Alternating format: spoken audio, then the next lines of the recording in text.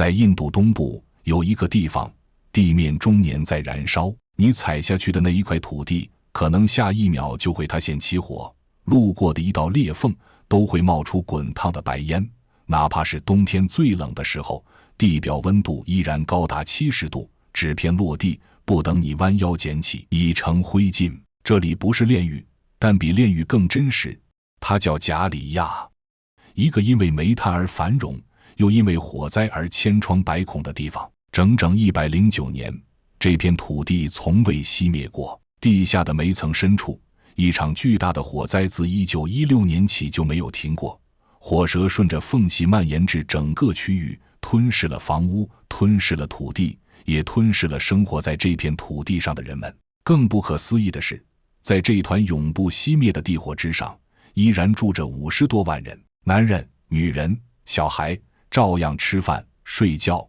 生孩子、娶妻嫁女。他们的日常就是在毒烟中醒来，在灼热中劳作。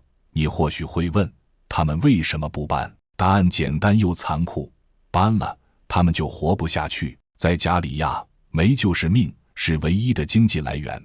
他们没有高学历，也没有技术特长，更没有第二条活路。只有这些冒着毒烟与火星的煤层，才是他们和家人赖以为生的全部。于是，这场燃烧了100多年的灾难，就这样和生活绑在了一起。他们在火上煮饭，在塌陷边缘洗衣，在毒气中哄孩子睡觉，甚至当夜里地面塌陷，有人被吞进火坑时，邻居们的第一反应都不是逃跑，而是叹一口气，然后继续上工。他们不是不知道这里危险，只是没有选择；他们不是不怕死，只是更怕饿；他们不是不想改变命运，只是命运从未给过他们一张干净的牌。如果你准备好了，请跟我走进加里亚，这个全世界最接近地狱的地方，看看生活在火焰中的人究竟是如何一边拼命活着，一边慢慢被吞噬。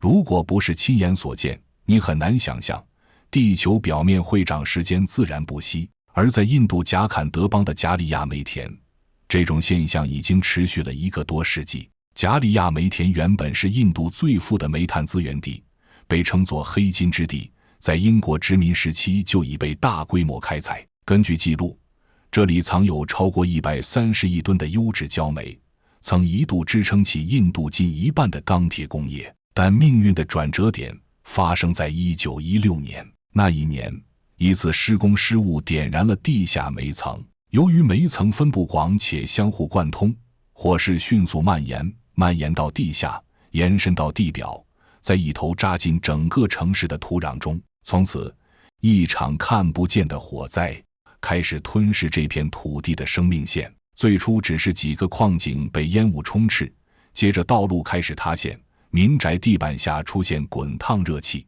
再后来，整条街区都变得不安全。火势在地下不断扩散，却无法扑灭，因为一旦开挖灭火，反而会给火提供更多氧气，加剧燃烧。科学家测算过，地下有超过60处火源，大部分火区温度超过300摄氏度，局部区域甚至高达700度。煤层中不断释放的一氧化碳、甲烷、硫化氢等有毒气体，使得空气中长期弥漫着一股难以挥去的焦油味。地面上一切都在慢慢被烤化，水管爆裂，电缆短路，井盖被高温顶飞，墙体开裂，屋顶冒烟。曾经热闹的街道如今只剩焦土与废墟。而在某些区域，哪怕你站着不动，也可能被脚下突然裂开的地面吞没。有一块地区，当地人直接称之为活火山村。在那里，白天的阳光还没晒热地面，地下的火已经先一步将土地烤熟。曾经这里住着300多户人家，如今只剩几根烧焦的柱子和一口被烧裂的水井。更讽刺的是，尽管这里如同地狱入口，却从未停止过煤的开采。每天，成千上万的村民依然会走进这些充满裂缝和烟雾的区域，赤手空拳地挖掘煤块。有时候，他们离明火只有几米；有时候，他们脚下就是塌陷的边缘。而这里的人们却早已习惯了。每天清晨5点，天刚泛出鱼肚白，加里亚的男人们就已经出门了。他们不赶着去公司打卡，不是去市场摆摊，更不是上班，而是带着铁锹、编织袋和一盏微弱的头灯，踏进那片被火与毒烟笼罩的煤田。他们是这个村庄真正的主心骨，也是最接近地狱边缘的存在。大多数人没有正式工作，没有签约，没有社保，只有一份靠体力与命运对赌的自由职业——非法挖煤。这些人被称作煤人，他们没有装备，没有通风系统，没有支撑结构，甚至连鞋都穿的是最普通的人字拖。唯一的防护是一块用湿毛巾包住口鼻的布。他们下井的方式也近乎原始，没有电梯，没有轨道车，他们靠一根缠绕在木杆上的麻绳，一点点滑下那条黑暗的矿洞。有时候洞口狭小的只能侧身钻进，有时候绳子太短，他们便要靠手脚撑着洞壁慢慢往下蹭。洞内温度高达40多度，氧气稀薄，煤灰漫天。进去5分钟，整个人就像刚从水里捞出来一样，汗水和煤尘混合，贴满全身。在地下，他们像蚂蚁一样匍匐前进，没有机械设备，全靠一把锤子，一块块凿下煤块，再用蛇皮袋一点点装起，扛上肩头，沿着原路爬回地面。这些煤块一袋重达100公斤，有些人一趟要扛2、3袋，走上几公里才能找到买家。最夸张的是运煤方式，不是卡车，也不是3轮车，而是自行车。这些特制的运煤自行车，车架被加固，绑上粗绳和木板，可以驮起高达200公斤的煤袋。但这也意味着骑不动，只能推。煤人在崎岖不平的土路上，一步一步推着比自己还重的煤车前行，满身是汗，满脸是灰，脚上是磨烂的人字拖，车轮碾过的每一寸土地都是他们用力踩出的命根，而这也仅仅能让挖煤工挣到50块，要是运气不好碰到交警，只能破财消灾。有人说他们是为了生计而慢慢死去的人，这话不夸张。长期处于粉尘与高温中，他们几乎人人患有肺病，有的早在30多岁时就出现严重呼吸困难，手臂常年扛重物，肌肉变形，骨骼错位，脚趾因长时间踩煤时被磨得开裂溃烂，有人干脆在脚底贴硬币充当鞋底。然而他们不抱怨，他们唯一怕的是挖不到煤，这意味着全家都要跟着挨饿，只要还能动就得干。一个叫古布的中年男人说，他今年42岁，看上去却像55岁，黑瘦的脸上布满褶皱，牙齿几乎掉光，双眼因长期吸入煤烟而显得浑浊。他笑着说，他还算幸运，有车，有工具，有经验。村里不少年轻人甚至连挖煤的资格都没有，只能在煤堆边捡别人不要的碎块，再装袋卖钱。在这个村里，挖煤不是一种选择，而是一种本能。你不挖就没钱，没钱就没人吃饭。每天从矿井里出来，他们都像从地狱里逃生的人，全身湿透，喉咙嘶哑，眼睛通红，唯独心里轻松一点，今天又能带点钱回家了。可这种挣钱方式也常常是把命放在悬崖边上试探。没人知道明天那口井会不会塌，那根绳会不会断，那团煤气什么时候爆炸。他们早已习惯这种命悬一线的生活。有人曾在矿井崩塌中失去兄弟、父亲，甚至儿子，但只歇了1天就重新下井。他们是这个村庄里最沉默的人，也是最辛苦的人。他们撑起整个家，却从来没人问一句你累不累。但即便如此，他们依然选择留在这片被火烧得焦黑的土地上，推着沉重的煤车，一步一步地往前走。如果说贾里亚的男人是这个村庄的柱子，那么女人和孩子就是紧紧贴在地上的根。他们低调、安静、忙碌而坚韧，不张扬，不抱怨，仿佛生来就知道活着比舒服更重要。女人的一天从天还没亮就开始了，她们不是在厨房，而是在煤堆旁，左手抱着孩子，右手拎着铲子，弯腰起身翻煤装袋，一整套动作像是早已刻在骨子里。他们要先把家里男人带回来的大块煤分拣打碎，再挑出质量较好的部分拿去灶台边烧制成焦炭。这种焦炭在当地被称作穷人的煤气，燃烧时间长，价格便宜，是许多低收入家庭的首选燃料。但它的制作过程却是对人的一种慢性折磨。焦炭炉通常是露天土灶，下面填满煤块和废木，点燃后会冒出浓烈的黑烟和刺鼻气体，硫磺味混着一氧化碳、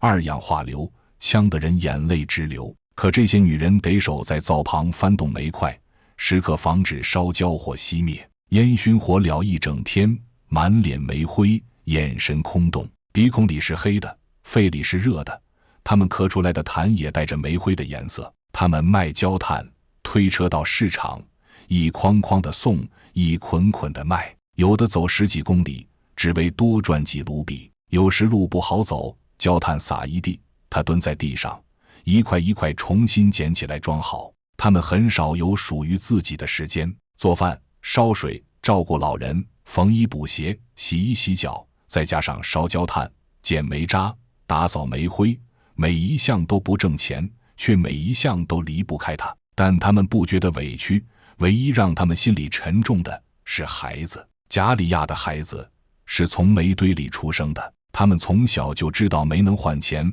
火是生活的一部分。3岁学捡煤，5岁背煤袋，8岁能单独到矿区外围转一圈，回来还能带回一口袋碎煤。没有谁教过他们识字，却个个能熟练区分不同煤种的好坏。就这样靠捡碎煤，每天能赚2块钱。白天，他们像小工人一样在煤堆间穿梭，头发和鼻子里永远是黑的，手上满是煤刺。晚上，他们不是在灯下读书，而是围着煤炉打转，用手里的小棍翻动炭块，那是母亲教给他们的本事。他们没见过城市，没听过童话，唯一的梦想是将来也能像爸爸那样拥有一辆运煤的自行车，那是他们眼中挣钱的象征，是男人的象征。可他们不知道，那辆车上压的不只是煤，更是整个人生的重量。他们咳嗽、流鼻血、头晕、肚子痛，从不看医生，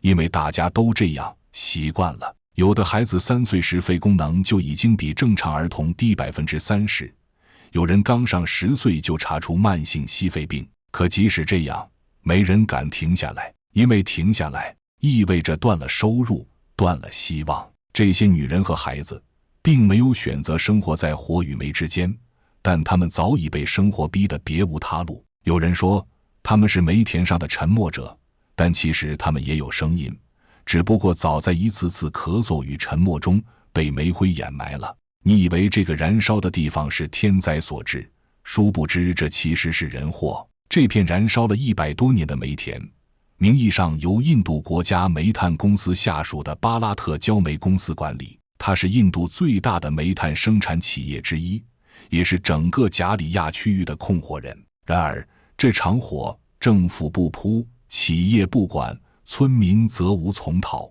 巴拉特焦煤公司早在数十年前就宣称将彻底解决地下煤火问题，但直到今天，不仅火势未见好转，反而蔓延得更深更广。每年公司照常申报投入灭火预算，施工也有模有样，可结果始终如一，火还在，坑更多，村庄更烂。所谓的灭火更像是公文里的字面工作，而不是行动中的现实解决。每次有地线事故发生，公司第一时间不是救人，而是调查是否属于合法采矿范围，不是关心伤亡，而是确认是否影响生产秩序。赔偿则更加讽刺，一户房屋在地线中完全毁坏，公司只给出最多几千卢比的人道抚恤，这仅仅只有几百人民币，不够盖一堵墙。医疗补助门槛高得近乎苛刻，申请者需要提供官方认证的火灾直接责任书，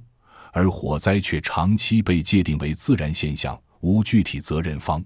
结果就是几乎没人能拿到赔偿。从上到下，这套机制像是一堵冰冷的防火墙，把生者与管理者彻底隔开。公司负责利润、指标和控制舆情，政府负责召开会议、发布声明和转移焦点，而村民负责默默承受、继续工作和维稳。在这一层层推诿之间，真正对煤炭依赖成瘾的，不只是贾里亚村民，更是整个制度本身。煤炭是印度经济的重要命脉，即使新能源正在全球铺展，印度仍有超过60%的电力来自煤，数百万就业岗位直接依赖采煤业。在这种结构下，贾里亚的煤不仅是燃料，也是政绩，是数字，是无声但沉重的国家资本。也正因如此，无论村民生活多么残破，煤的开采都不会停。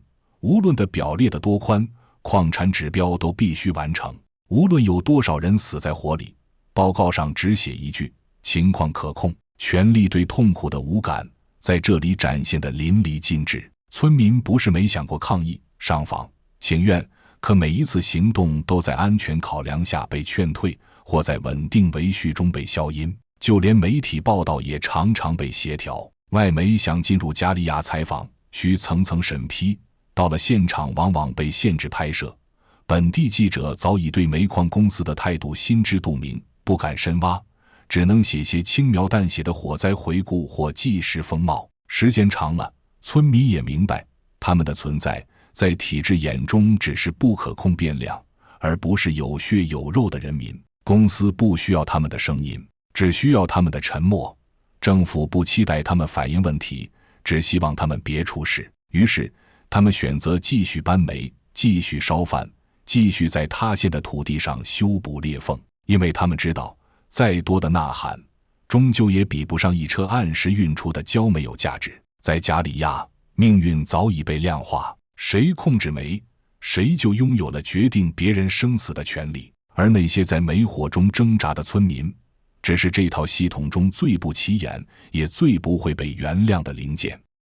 在加里亚，煤不仅是资源，更是一场生死赛跑。没有法律，没有规则，只有速度和胆量。这场比赛的参与者不只是村民，还有无处不在的煤贼和那些在火与警察夹缝中奔跑的运煤人。每天清晨，当阳光尚未刺透烟雾，煤贼已经行动。他们或单人出击，或3、5成群，在煤矿边缘或公司遗弃的旧矿井周围快速动手，用铁锹翻，用手扒，能抢一块是一块。没有人管他们，也没有人拦他们，不是没人看到，而是太常见了，没人愿意再惊讶。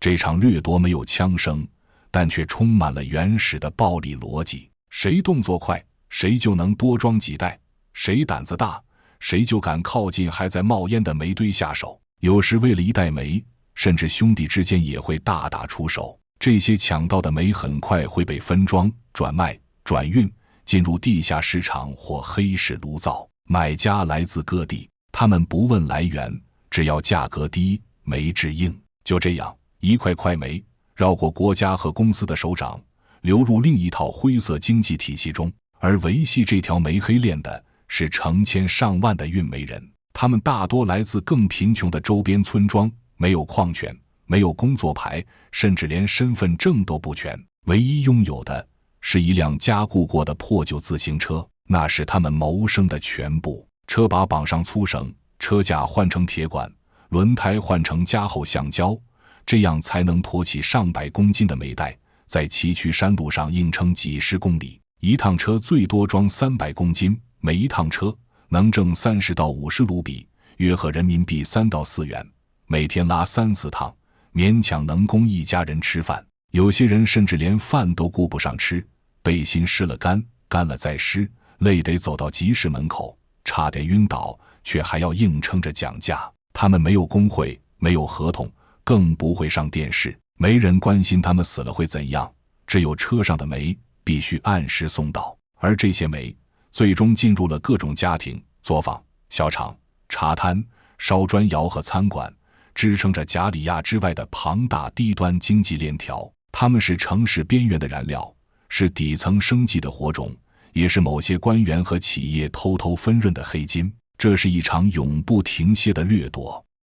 加里亚的天空从来没有真正蓝过，哪怕风很大，也带不走空气中弥漫的黑灰和硫磺味。人们在这样的空气中出生、成长、生病，然后老去。整个村子像是一口被煤烟熏黑的锅，外面的人看着它冒烟，里面的人早已习惯在烟里过活。在这片煤田上，没人是健康的，几乎每一户家庭都有至少一位病人，长期咳嗽、气喘、肺气肿、结核、息肺症。走进村里的小诊所，墙壁斑驳，药柜破旧，医生却无比忙碌。他们开的药多半是止咳片、退烧药，还有一种被称为梅尘病的简易疗方。真正的肺部治疗药太贵，村民买不起。一位医生曾统计过，整个贾里亚地区儿童的平均肺功能水平比同龄健康儿童低了近一半。